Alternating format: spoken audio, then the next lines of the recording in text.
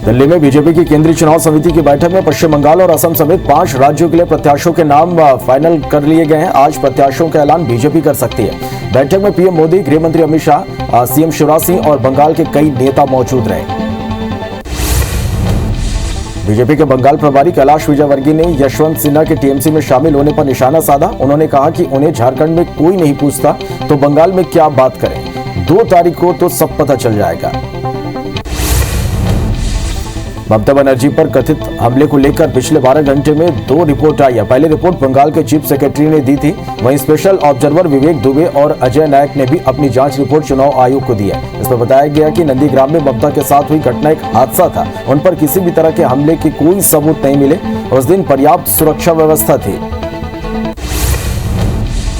पश्चिम बंगाल की मुख्यमंत्री ममता बनर्जी आज गांधी मूर्ति से हजारा तक व्हीलचेयर पर रोड शो करेंगी। बताया जा रहा है कि रोड शो के बाद ममता दोपहर में हजारा में एक रैली को भी संबोधित करेंगे। गृह मंत्री अमित शाह आज से असम और पश्चिम बंगाल के दौरे पर रहेंगे। 2 दिन में वे कई चुनावी सभाओं को संबोधित करेंगे और जनता से बीजेपी प्रत्याशियों के पक्ष में वोट के लिए अपील करेंगे।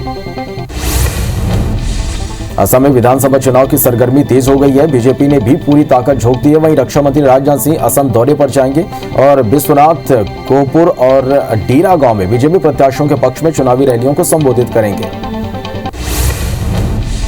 कांग्रेस के स्टार प्रचारक सीएम भूपेश बघेल आज से 3 दिन तक असम में ताबड़तोड़ चुनाव प्रचार करेंगे। डिब्रूगढ़ में उन्होंने कांग्रेस के चुनावी कार्यालय का शुभारंभ किया। इधर रमन सिंह ने निशाना साधते हुए कहा कि कांग्रेस सरकार के छत्तीसगढ़ मॉडल की ढोंग की पोल खोलेंगे। ममता बनर्जी को किसान नेताओं ने खुलकर समर्थन देने का ऐलान कर दिया। नंदीग्राम में शनिवार को किसान नेताओं ने महापंचायत में भारतीय किसान यूनियन के प्रवक्ता राकेश टिकैत ने बीजेपी को वोट नहीं देने की अपील की। राकेश टिकैत ने कहा कि बंगाल के लोगों को संदेश है कि भारत सरकार ने देश को लूट लिया, उन्हें वोट नहीं करना। अगर कोई वोट मांगने आए तो उनसे पूछना कि हमारा एमएसपी कब मिलेगा, धान की कीमत 1850 हो गई, वो कब मिलेगी। राकेश टिकैत ने कहा कि जब तक कानून वापस नहीं होगा और बंगाल के किसान को जब तक एमएसपी पर रेट नहीं मिलेगा तब तक दिल्ली बॉर्डर से किसान नहीं हटेंगे। उन्होंने कहा कि अगला टारगेट संसद पर फसल बेचने का होगा। पीएम ने कहा कि मंडी के बाहर कहीं भी सब्जी बेचे तो संसद में मंडी खुलेगी। सीएम शिवराज सिंह चौहान बेमौसम बारिश और ओलावृष्टि से हुए फसलों का नुकसान का जायजा लेंगे। सीएम नरसिंहगढ़ में प्रभावित गांवों का दौरा कर सकते हैं। बता दें कि मध्य प्रदेश में पिछले दिनों हुई बेमौसम बारिश, आंधी तूफान और ओलावृष्टि ने खेतों में खड़ी फसलें बर्बाद कर दी। कांग्रेस ने भी सरकार से जल्द सर्वे कर किसानों को राहत देने की मांग की है। मुख्यमंत्री भूपेश बघेल आज रेडियो पर लोकवाणी कार्यक्रम में जनता से संवाद करेंगे। सीएम भूपेश मातृशक्ति विषय पर संवाद करेंगे। साथ ही सीएम महिलाओं के लिए सरकार के कामकाज पर बात कर सकते हैं। केंद्रीय स्वास्थ्य मंत्री डॉक्टर हर्षवर्धन ने कहा कि कोविड के खिलाफ लड़ाई में बाकी देशों के मुकाबले हमारे पैरामीटर में हम बहुत आगे हैं। इसमें हमें बहुत सफलता मिली है, हम इसे खोना नहीं। उन्होंने कहा कि इसे नहीं खोने के लिए समाज के लोगों को उसी तरह जागरूकता बनाए रखनी है जो 1 साल से बनाई गई है। श्री अमरनाथ जी श्राइन बोर्ड ने अमरनाथ यात्रा की तारीखों का ऐलान कर दिया है। इस बार अमरनाथ यात्रा 28 जून से शुरू होकर 22 अगस्त को खत्म होगी। यात्रा के लिए एडवांस रजिस्ट्रेशन 1 अप्रैल से शुरू होगा, जिसे PNB Jammu and Kashmir bank के अलावा यस बैंक की देश भर में मौजूद 440 ब्रांचों से करवाया जा सकता है। दुनिया भर में कोरोना संक्रमितों का आंकड़ा 12 करोड़ 35 हजार को पार कर गया। वहीं मौत का आंकड़ा 26,58,000 को क्रॉस कर गया। अब तक दुनिया में स्वस्थ होने वालों का आंकड़ा 9 करोड़ 65 लाख को पार कर गया। वहीं दुनिया में 2 करोड़ 8 लाख एक्टिव मरीजों का इलाज जारी है। ब्राजील में 18 मार्च तक सारे रेस्टोरेंट और स्टोर्स को बंद कर दिया गया है। देश में कोरोना के नए मरीजों का आंकड़ा 25,000 को क्रॉस कर गया। देश में कोरोना संक्रमितों की संख्या 1 करोड़ 13,58,000 के पार पहुंच गई। कोरोना से अब तक 1,58,000 मरीजों की मौत हो चुकी है। वहीं संक्रमण के मामले में भारत दुनिया में दूसरे नंबर पर पहुंच गया। देश में 24 घंटे में 16,510 मरीज ठीक हुए हैं। छत्तीसगढ़ में 24 घंटे में कोरोना के 543 नए मरीजों से आंकड़ा 3,16,854 हो गया। वहीं एक्टिव मरीजों की संख्या 3,770 हो गई। 6 मरीजों की मौत से आंकड़ा 3,886 तक पहुंच गया। राज्य में 337 मरीजों के डिस्चार्ज होने से आंकड़ा 3,09,198 हो गया। राजधानी रायपुर में 206, दुर्ग में 140 और राजनांदगांव में 30 नए मरीज मिले हैं। मध्य प्रदेश में कोरोना संक्रमण लगातार बढ़ने लगा है। प्रदेश में 24 घंटे में कोरोना के 675 नए केस सामने आए, जिससे संक्रमितों का आंकड़ा 2,67,000 के पार हो गया। राज्य में 996 मरीज के स्वस्थ होने से 2,59,000 से ज्यादा लोग ठीक हो चुके हैं। प्रदेश में 2 मरीज की मौत से कुल आंकड़ा 3,885 पहुंच गया। भोपाल में 118 और इंदौर में 247 नए केस सामने आए हैं। महाराष्ट्र में 15,602 नए कोरोना केस से 22,97,000 लोग संक्रमित हो गए। राज्य में 88 मौत के साथ अब तक 52,081 मरीजों की मौत हो चुकी है। प्रदेश में एक्टिव मरीजों का आंकड़ा 1,18,000 को क्रॉस कर गया। पुणे में 3,066 नए केस से कुल संक्रमितों का जो आंकड़ा है वो 4,36,000 के पार हो गया। नागपुर में नए 2,289 केस मिलने से 15 से 21 मार्च तक लॉकडाउन का ऐलान कर दिया गया है। टीम इंडिया और इंग्लैंड के बीच T20 की सीरीज का दूसरा मैच अहमदाबाद के नरेंद्र मोदी स्टेडियम में आज शाम 7 बजे से खेला जाएगा। इस मैच में कप्तान विराट कोहली के पास T20 इंटरनेशनल में 3,000 रन पूरे कर वर्ल्ड रिकॉर्ड बनाने का मौका है। वे 3,000 के आंकड़े से 72 रन ही दूर हैं। इधर रायपुर में चल रही रोड सेफ्टी वर्ल्ड सीरीज में इंडिया लेजेंड्स ने शानदार जीत दर्ज की। टीम इंडिया ने साउथ अफ्रीका लेजेंड्स को 56 रनों से मात दी। सचिन ने 60 और युवराज ने 52 रन बनाए। पूर्व स्टार ऑलराउंडर युवराज सिंह एक बार फिर पुराने अंदाज में बल्लेबाजी करते दिखे। उन्होंने लगातार 4 छक्के जड़े। कोरबा जिले में प्रथम जिला स्तरीय दिव्यांग क्रिकेट चैंपियनशिप T20 का मैच आज से शुरू हो गया। व्हील चेयर पर बैठे बैठे दिव्यांग खिलाड़ी अपनी अद्भुत खेल कला का प्रदर्शन कर रहे हैं। यह आयोजन पिछड़ा वर्ग संगठन कोरबा की ओर से किया जा रहा है, जिसका शुभारंभ महापौर ने किया।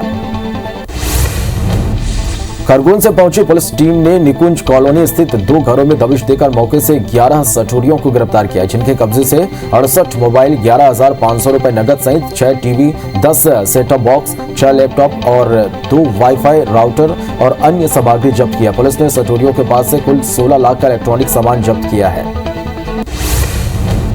बिलासपुर मंडल के 9 प्रमुख रेलवे स्टेशनों पर आज से प्लेटफॉर्म टिकट की सुविधा शुरू कर दी गई है। बिलासपुर, रायगढ़, चांपा, कोरबा, अनूपपुर, शहडोल, उमरिया और अंबिकापुर स्टेशन में आज से प्लेटफॉर्म टिकट की सुविधा शुरू कर दी गई है। प्रति व्यक्ति 30 रुपए प्लेटफॉर्म टिकट की कीमत तय की गई है। तिरुपति से लापता गरियाबंद के शिवम 15 दिन बाद विजयवाड़ा में मिला। बच्चे को आज पुलिस परिजनों के सुपुर्द करेगी। बता दें कि 27 फरवरी को तिरुपति से शिवम गायब हो गया था। वहीं गृह मंत्री ताम्रध्वज साहू ने पुलिस अफसरों को बधाई दी है। सारंगढ़ के उच्च बेटी गांव में 17 साल का लड़का अचानक लापता हो गया। परिजनों को आशंका है कि उसका अपहरण हुआ है।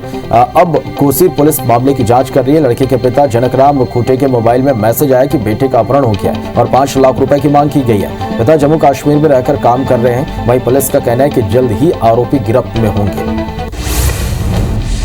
बड़वानी जिले के पान सेवल नगर परिषद के बीजेपी के 9 पार्षदों ने पार्टी से इस्तीफा दे दिया। पार्षदों का कहना है कि न उनके वार्डों में कोई काम होता है, न ही उन्हें सम्मान से परिषद में बुलाया जाता है। कोई भी कार्यक्रम हो, नगर परिषद अध्यक्ष के प्रतिनिधि बीजेपी नेता लोकेश शुक्ला और नगर परिषद सीएमओ ही सारे कार्यक्रम फाइनल कर लेते हैं।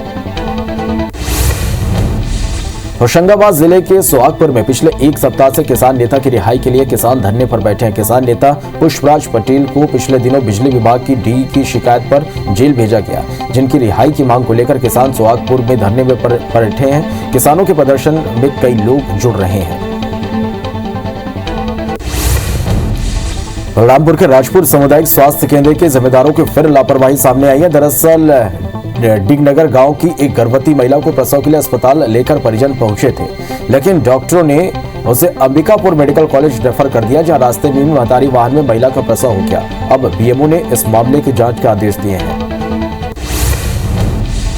विदिशा के सिनोज तहसील के एक सरकारी स्कूल में 2 महिलाओं का डांस करते वीडियो वायरल हो रहा है। शिक्षा के मंदिर में इस तरह के खुलेआम डांस का आयोजन करना कई सवाल खड़े कर रहे हैं। वहीं शिक्षकों ने घटना को लेकर थाने में शिकायत दर्ज कराई है। उज्जैन में ड्रग विभाग की टीम ने छापामार कार्रवाई के दौरान चरमा नामक कंपनी के कॉस्मेटिक क्रीम की रिपैकिंग का कार्य यहां पर किया जा रहा था। दस्तावेजों की जांच करने पर कंपनी संचालक कोई लाइसेंस नहीं दिखा पाया। अब पुलिस ने सैंपल को जांच के लिए भोपाल भेज दिया, जिसकी रिपोर्ट आने के बाद आगे की कार्रवाई की जाएगी। कोरिया जिले में लोग हाथियों की दहशत से डरे हुए हैं। भरतपुर के पचवारपारा इलाके में एक हाथी अचानक पहुंच गया और एकाएक 2 युवकों पर हमला कर दिया। हमले में एक युवक घायल हो गया, वहीं दूसरे ने भागकर जैसे तैसे अपनी जान बचाई। वहीं घायल युवक को ग्रामीणों ने नजदीकी अस्पताल में भर्ती कराया है। छिंदवाड़ा में बीजेपी ने हरियाणा के मुख्यमंत्री का पुतला दहन किया, जिस पर प्रतिक्रिया व्यक्त करते हुए कांग्रेस ने चक्का जाम कर प्रदर्शन किया। अब दोनों पार्टी के स्थानीय नेता एक दूसरे पर आरोप लगा रहे हैं।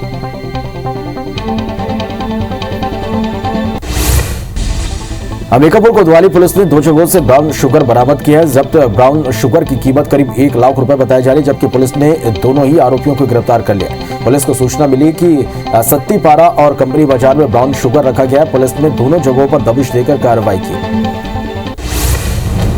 बलरामपुर जिले के रामानुजगंज वन परिक्षेत्र के चुमरा गांव में वन विभाग की टीम ने अवैध लकड़ी तस्करी के खिलाफ एक बड़ी कार्रवाई की है। टीम ने घर में छापामार कार्रवाई करते हुए 4 लाख की कीमती लकड़ी जब्त की। वन विभाग ने वन अधिनियम के तहत कार्रवाई शुरू कर दी है। जगदलपुर में वन विभाग और बस्तर पुलिस ने संयुक्त ऑपरेशन चलाकर वन्य जीव तस्करों के बड़े नेटवर्क का भांडाफोड़ किया। इस मामले में एक फरार आरोपी को रायपुर साइबर सेल की टीम ने अभनपुर से गिरफ्तार किया। उसने तस्करी का जाल छत्तीसगढ़, तेलंगाना और आंध्र तक फैला होना बताया है। रायपुर पुलिस ने आरोपी तस्कर रामेश्वर को बस्तर पुलिस के हवाले कर दिया है। कोरबा में टाटा मैजिक को ट्रक ने टक्कर मार दिया। हादसे में मैजिक के ड्राइवर की मौके पर ही मौत हो गई, वहीं 10 लोग घायल हो गए, जिसमें 2 की हालत गंभीर बनी हुई है। सभी घायलों को नजदीकी अस्पताल में भर्ती कराया गया है। बता दें कि मैजिक सवार सभी लोग पाली महोत्सव से घर लौट रहे थे। जबलपुर में एक रईसजादे ने शराब के नशे में गाड़ी चलाते हुए एक दूसरी कार को टक्कर मार दी और पकड़े जाने पर अपने रुतबे की धौंस दिखाकर जमकर हंगामा किया। मामला ग्वारीघाट थाना क्षेत्र का है, जहां शहर के नामी बिल्डर महेश के बेटे स्पर्श केपटानी ने शराब पीकर हंगामा किया। बाद में पुलिस ने रईसजादे को गिरफ्तार कर लिया। धमतरी में 2 सड़क हादसों में 2 लोगों की मौत हो गई। पहली घटना रुद्री की है, जहां पिकअप की चपेट में आने से रिक्शा चालक की मौत हो गई। वहीं दूसरी घटना रत्ना बांधा की है, जहां ट्रैक्टर की चपेट में आने से नवविवाहिता की मौत हो गई। पुलिस ने मामला दर्ज कर आगे की कार्रवाई में जुट गई है। गुना जिले के म्याना में नेशनल हाईवे पर सब्जी से भरा आयशर वाहन पलट गया। हादसे में ड्राइवर घायल हो गया, लेकिन यहाँ इकट्ठा हुए लोग ड्राइवर से निकालते से ज्यादा सब्जी लूटने में व्यस्त थे। बाद में कुछ समाजसेवी ने ड्राइवर को अस्पताल में भर्ती कराया।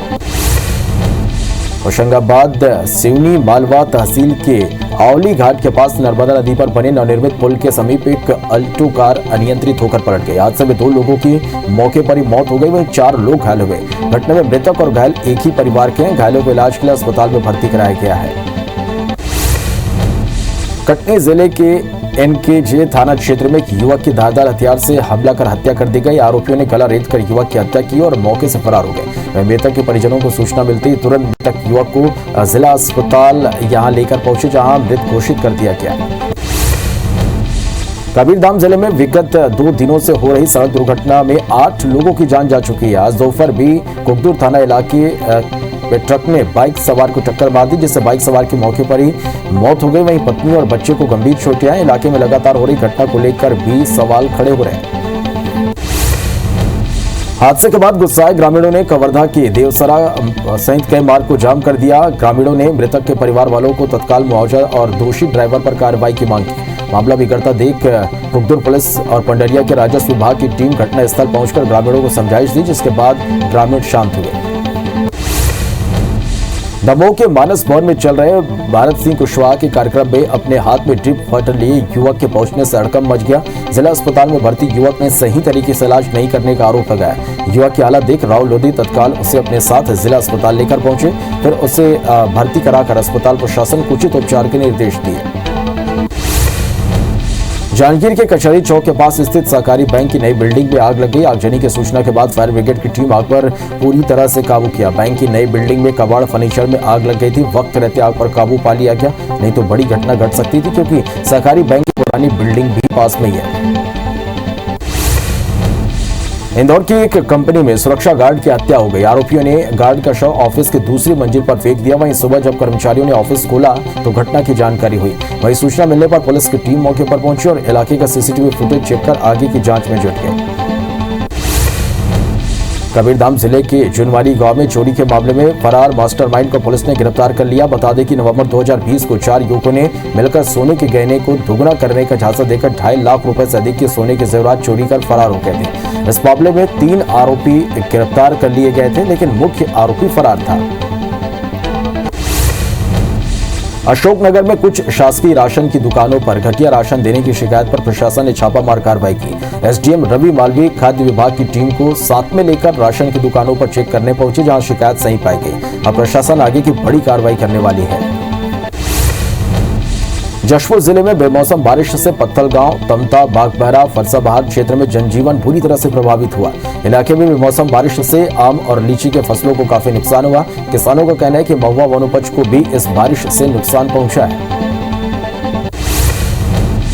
इधर बलरामपुर जिले में बीती रात से बेमौसम बारिश हुई और आम और महुआ के फसलों को जिससे काफी नुकसान हुआ। वहीं जिले के त्रिकुंडा धान खरीदी केंद्र में हजारों क्विंटल धान खरीदी के बाद से खुले में रखे हुए हैं, जो बारिश के कारण भीग गए।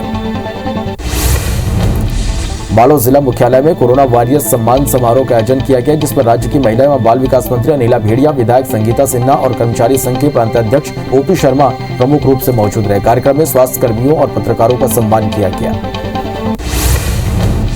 बीजापुर जिले के दूरस्थ उसूर ब्लॉक के ग्राम कलगम में डीआरजी और सीआरपीएफ का संयुक्त कैंप खोला गया। पुलिस महानिरीक्षक बस्तर रेंज सुंदरराज पी और एसपी कमल लोचन कश्यप समेत सीआरपीएफ के दूसरे अधिकारियों ने कलगम कैंप पहुंचकर जवानों का हौसला बढ़ाया। IG Bastar range Sundarraj P ने इसे महत्वपूर्ण कैंप मानते हुए बिहार में विकास के द्वार खुलने की बात कही।